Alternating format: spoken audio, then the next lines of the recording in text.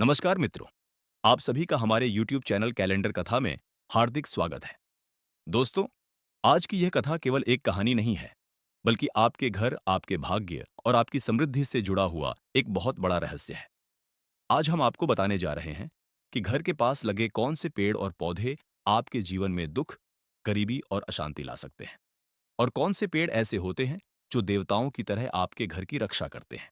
इसलिए इस कथा को अंत तक जरूर सुनिए, क्योंकि अंत में हम आपको बहुत ही सरल और अचूक उपाय भी बताने वाले हैं। दोस्तों, शास्त्रों में बताया गया है कि जाने अनजाने में लगाया गया एक गलत पेड़ भी पूरे जीवन को संकट में डाल सकता है।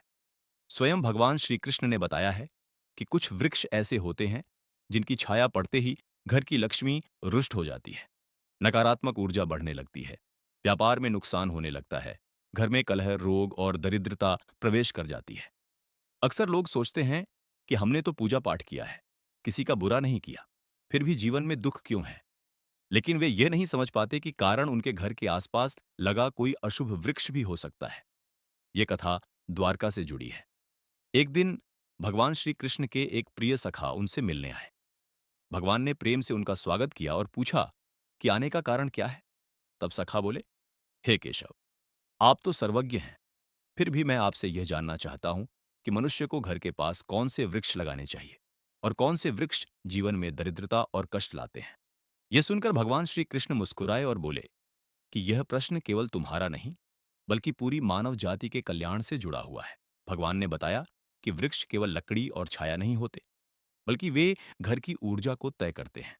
सही वृक्ष घर में सुख, शांति और समृद्धि लाते हैं, जबकि गलत वृक्ष जीवन को धीरे धीरे बर्बादी की ओर ले जाते हैं।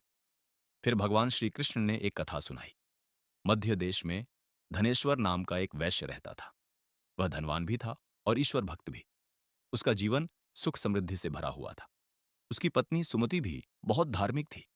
एक दिन सुमति ने घर को सुंदर बनाने के लिए आंगन में कई पेड़ पौधे लगा दिए, लेकिन उसे यह ज्ञान नहीं था कि कौन सा पेड़ शुभ है और कौन सा अशुभ।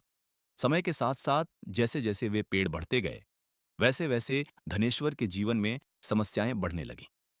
पहले व्यापार में हानि हुई, फिर घर में झगड़े बढ़ने लगे, धन समाप्त होने लगा और धीरे धीरे वही घर जो कभी समृद्ध था, दरिद्रता और दुख से भर गया।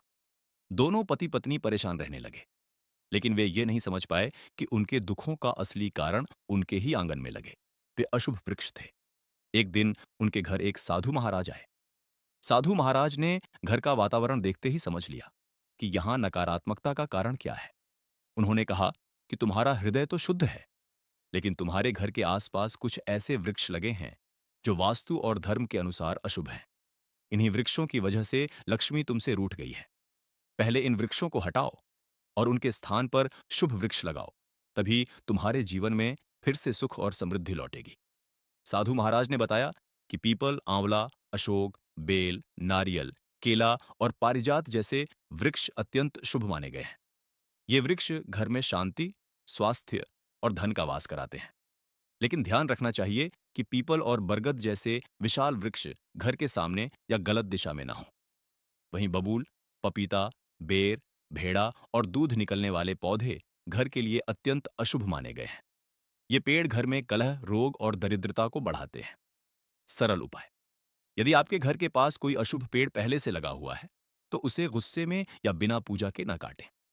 पहले उस पेड़ के पास दीपक जलाएं, भगवान से क्षमा मांगें और फिर किसी शुभ दिन, जैसे गुरुवार या सोमवार को उसे हटवाएं। उसके स्थान पर तुलसी, आंवला, केला या पारिजात का पौधा अवश्य लगाएं। हर गुरुवार को केले के पेड़ पर जल चढ़ाएं और ओम बृहस्पतये नमः का 11 बार जाप करें। इससे घर की नकारात्मक ऊर्जा धीरे धीरे समाप्त होने लगती है और लक्ष्मी का पुनः आगमन होता है। दोस्तों, यही कारण है कि शास्त्रों में कहा गया है, गलत वृक्ष दरिद्रता लाते हैं और सही वृक्ष जीवन संवार देते हैं। यदि आपको यह कथा पसंद आई हो, तो वीडियो को लाइक जरूर करें, अपने परिवार और दोस्तों के साथ शेयर करें और हमारे चैनल कैलेंडर कथा को सब्सक्राइब करना न भूलें। हम फिर मिलेंगे एक नई रहस्यमयी कथा के साथ। तब तक के लिए जय श्री कृष्ण।